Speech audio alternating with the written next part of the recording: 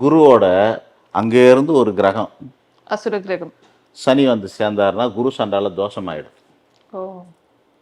இங்கே அங்கேருந்து கேது வந்து சேர்ந்தாருன்னா குருவும் கேதுவும் சேர்ந்தாக்கா அதுவும் ஒரு வகையில் குரு சண்டால தோஷம். ஆனால் அந்த தோஷம் நிவர்த்தி ஆனால் 2 யோகம் வரும். அது பேர் என்னன்னா கேல யோகம், ஞான யோகம்னு 2 யோகம் கிடைக்கும். ராகு வந்து சேர்ந்தாலும் குரு சண்டால தோஷம்தான். பாவகிரகங்களை வந்து சேர்ந்ததுன்னா தோஷமாயிடுது. அது மாதிரி இந்த கிரகம் அந்த கிரகம் எதிரும் புதிருமானவங்க சேர்ந்தா அந்த இடம் யுத்தத்துக்கு சமமாக இருக்கும், பிரச்சனைகளை தரும். அதனால் இது வந்து எதிர் புதிருமானவங்க சேரக்கூடாது, பார்த்துக்கக்கூடாது.